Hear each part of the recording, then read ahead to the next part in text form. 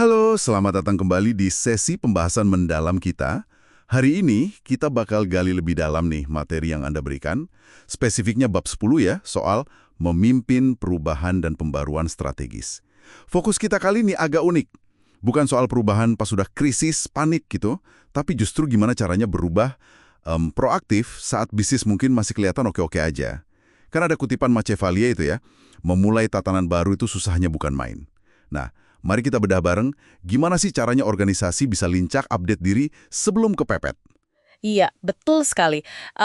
Inti dari bab ini memang kontrasnya itu loh, antara pembaruan proaktif, ya pas lagi di puncak gitu, sama perubahan reaktif yang ya terpaksa karena udah krisis. Ironisnya kan gitu, justru pas lagi sukses-suksesnya, itu paling gampang kena penyakit, cepet puas. Jadi memotivasi perubahan besar tanpa ada api krisis, itu tantangan kepemimpinan yang sesungguhnya. Oke, jadi gimana? Kita tahu nih kapan waktunya buat bergerak proaktif ini sebelum telat gitu. Materi Anda kan ngasih 4 tes diagnostik ya, yang kayaknya cukup nusuk nih. Pertama, apa benar mesin uang utama kita sekarang ini dari strategi yang udah mateng, tapi potensi tumbuhnya udah terbatas? Iya, itu yang pertama.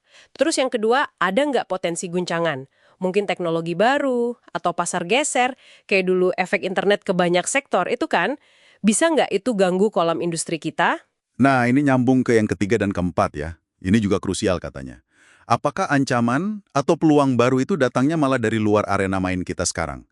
Kayak kasus Nokia dulu kan, diserangnya sama Apple dan Google, dari industri beda, bukan dari sesama pembuat HP. Betul. Dan yang terakhir, nah ini yang kadang paling susah diakui nih. Kapabilitas inti kita yang bikin sukses sekarang, jangan-jangan malah jadi borgol buat masa depan. Kekuatan masa lalu bisa jadi kekakuan masa depan. Itu poin penting banget. Wah, iya juga ya. Kapabilitas inti jadi penghalang. Agak jelek sih emang. Oke, jadi kalau jawaban beberapa tes tadi itu ya, artinya alarm proaktif mesti bunyi nih. Pertanyaannya, gimana mulainya? Sumber Anda ini kan menekankan, ini bukan soal nemu satu resep ajaib gitu ya, tapi lebih kayak membangun otot adaptasi sama belajar terus-menerus di seluruh organisasi. Tepat sekali, ini bukan proyek sekali jadi. Dan dari contoh kayak IBM sama Haier yang berhasil, materi Anda tuh mengidentifikasi 5 praktik kepemimpinan kunci. Yang pertama, ini soal hati. Jadi definisikan aspirasi pertumbuhan yang benar-benar menggugah emosi, bukan cuma target angka sekian triliun gitu. Visi kayak Smarter Planet IBM itu kan bukan cuma slogan ya, itu mengubah cara IBM melihat dirinya sendiri. Atau Zero Distance Hire, itu soal hubungan langsung ke pelanggan. Ini kudu terasa personal dan dipegang bareng sama tim inti. Oke, jadi visi yang menggugah dulu. Lalu praktik kedua, katanya strategi itu jangan kayak kitab suci yang kaku, tapi lebih kayak dialog yang hidup. Maksudnya? Maksudnya ya fokusnya di belajar terus, adaptasi, uji asumsi kita. Jangan cuma saklek eksekusi rencana awal. Dunia kan berubah terus. Ini nyambung ke praktek ketiga. Ciptakan ruang aman buat eksperimen. Ruang aman buat eksperimen. Kayak gimana tuh contohnya? Ya, dikasih tempat lah buat coba-coba hal baru tanpa takut langsung dihakimi kalau gagal atau belum profit.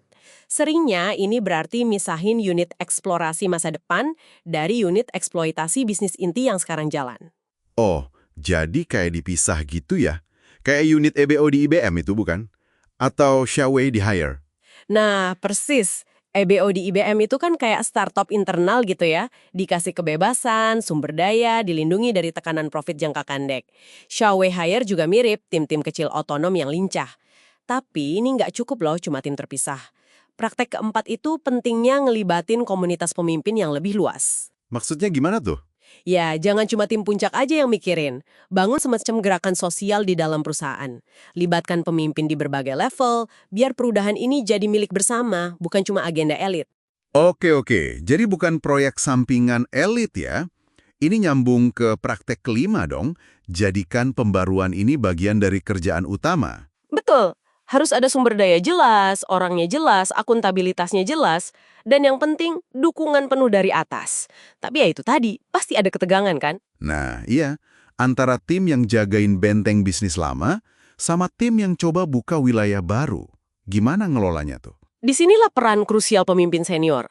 Mereka harus aktif banget mengelola tensi antara eksploitasi hari ini dan eksplorasi besok. Mereka juga harus jadi semacam pelindung buat upaya-upaya baru yang masih rapuh itu, biar nggak kegencet sama kebutuhan bisnis inti jangka pendek. Dan yang menarik, seringkali pembaruan organisasi ini nuntut pembaruan personal juga dari para pemimpinnya. Mereka harus siap nantang cara pikir lama mereka sendiri. Wah, jadi pemimpinnya juga harus ikut berubah ya? Iya, itu inti dari kepemimpinan ambidextrous katanya. Kemampuan menyeimbangkan dua dunia itu secara sadar.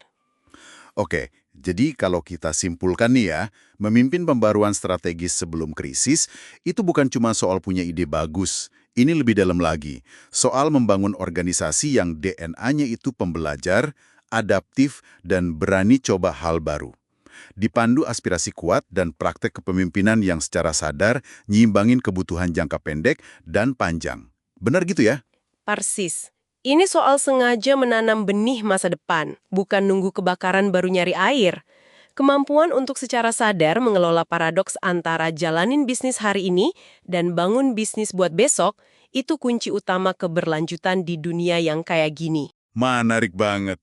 Nah, sebagai pemikiran penutup nih untuk Anda semua yang mendengarkan, coba renungkan deh, gimana caranya Anda atau organisasi Anda bisa mulai nanam benih pembaruan itu sekarang? Justru pas mungkin semua masih kelihatan baik-baik aja. Apa satu langkah kecil aja ke arah eksplorasi sekecil apapun itu yang bisa diambil dalam minggu ini? Sekian dulu pembahasan mendalam kita kali ini. Semoga ada percikan inspirasi ya.